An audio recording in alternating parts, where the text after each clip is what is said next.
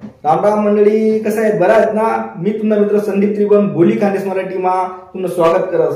जसं की एवढा 1-2 दिन पहिले जो हा व्हिडिओ तुम्ही मन पाठमागे देखील आहे ना की तो बेकार गाजना प्रत्येक चॅनलवर, प्रत्येक युट्यूब चॅनलवर, प्रत्येक नॅशनल चॅनलवर गाजना आणि गाजन कारण बी तसंच होतं की ते दूध म्हणजे जे केमिकल वालं दूध आहे ते माणूसना शरीरासाठी हानिकारक आहे.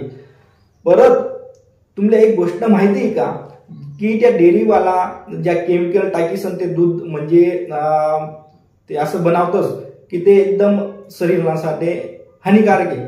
परंतु याला मागे बी एक दुसरं कारण जे अन्न आणि औषध जे अधिकारी आहेत यासनावर बी जोर द्यायला पाहिजे की ज्या काही म्हशी पालन वाला आणि गाई पालन वाला आहेत त्या जी म्हैस दूध देत नाही दिले जबरदस्त इंजेक्शन दिसन ते दूध काढतस, ते दूध बी तेवढंच हानिकारक आहे जेवढं या जे केमिकल टाकी करा तेवढंच हानिकारक आहे.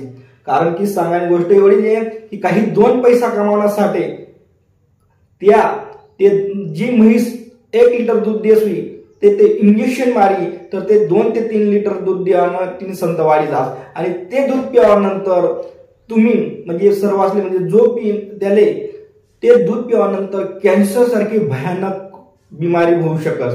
म्हणजे सांगायची गोष्ट एवढी आहे की नुसतं यासले जोर दिसणी चालाव की ज्या इंजेक्शन दिला ना त्यासनावर बी अन्न आणि औषधी ज्या अधिकारी आहेत त्यासली म्हणे विनंती आहे की त्यासले बी देखायला पाहिजे आणि त्यासले बी तेवढीच सजा व्हायला पाहिजे जेवढी इतरच वेळेला नाही.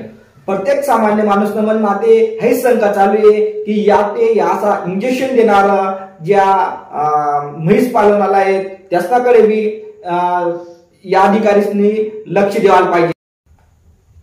तर चला मंडळी, कसं वाटणार तुम्हाला आजचा विषय? आणि जर ताज्या बातम्या देखाणं होतील, ताज्या घडामोडी देखाणं होतील तर आपला चॅनल बोली खानदेश मराठीले सबस्क्राईबर करा, लाईक करा आणि जेणेकरून तुम्हाला असाच आयरा निर्माण ज्या ताजा बातम्या आहेत, ताजा विषय तो देखायला भेटेल. तर भेटूत पुन्हा बातम्या. तोपर्यंत मी संदीप त्रिभुवन तुम्ही रजा लेस. राम राम.